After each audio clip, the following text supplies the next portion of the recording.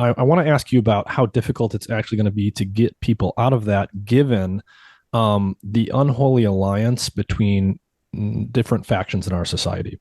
Yeah. So you've got big pharma who now has things like GLP-1 drugs at their disposal, which are get skinny for free cards.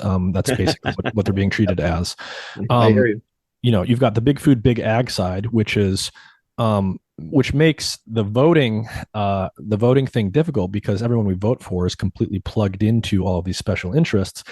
And then you've got, I think, both sides of that equation there, promoting things like um, the so-called body positivity movement.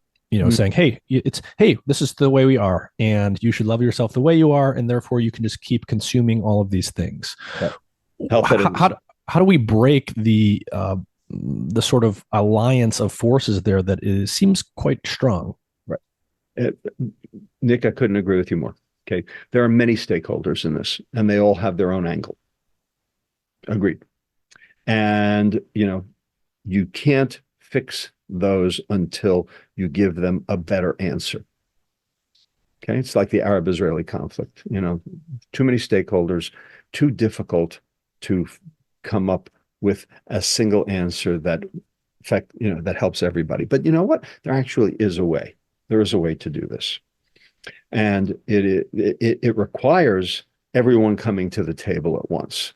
And that's what I'm trying to do. That's actually, part of why I do what I do is trying to bring the doctors and the nutritionists, the dietitians, and public health, and the food industry, and politicians, and the public, to the table all at the same time.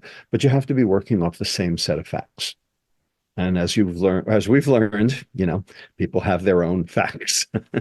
Whether they're right or not is a different story. And that's one of the reasons why I'm happy to do this podcast with you now, is to try to deliver, shall we say, the truth. And somebody will say, no, that's Lustig's truth. But, I can document for everything I say. So, um, nonetheless, how do you do this? Here's how I think about this problem. And I, am welcome to, suggestions. In the last 30 years, we have had count them, four cultural tectonic shifts in America. Okay. And here they are. Number one, bicycle helmets and seatbelts. Number Mm. two, smoking in public places. Number three, drunk driving. Number four, condoms in bathrooms. Now, 30 years ago, if a legislator stood up in a state house or in Congress or in Parliament or the Duma or anywhere else in the world and proposed any legislation for any one of those four, they'd have gotten laughed right out of town. Nanny state, liberty interest, get out of my kitchen, get out of my bathroom, get out of my car. Okay. Now, none of those are problems today. We have solved every one of those four. Okay, you don't hear anybody belly aching about those. Oh, you hear about other belly aching. I mean, vaccines, perfect example of, how, new things have come into this quote nanny state issue. Okay, but the bottom line is those four are solved. Now, how did we solve them? We taught the children. The children grew up and they voted. Remember voting? And the naysayers are dead. That's why this is a generational shift. But that's also why it takes 30 years.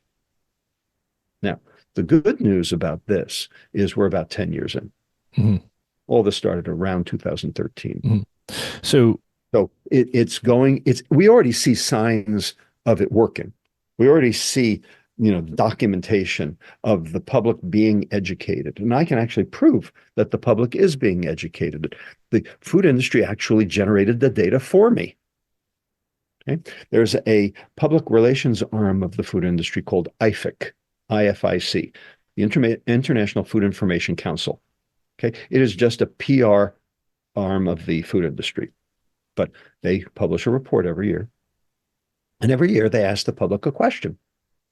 And in 2011, they asked the public the following question: what foodstuff is most likely to cause weight gain? And in 2011, 11% of the population said refined carbohydrate and sugar, and 42% said a calorie is a calorie, I don't know. Mm-hmm.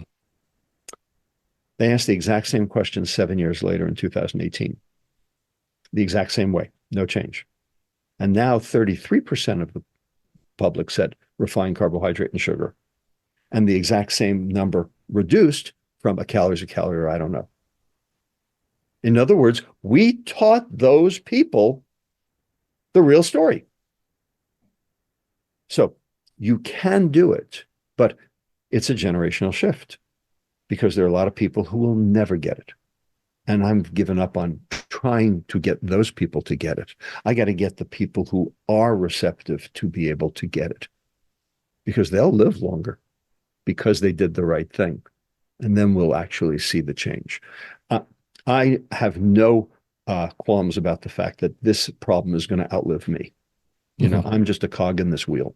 This is going to go way past my lifetime. Right? But the fact of the matter is, you got to do something. Mm-hmm. Yeah, I mean, the piece about this that I think I like the best is whether we like it or not.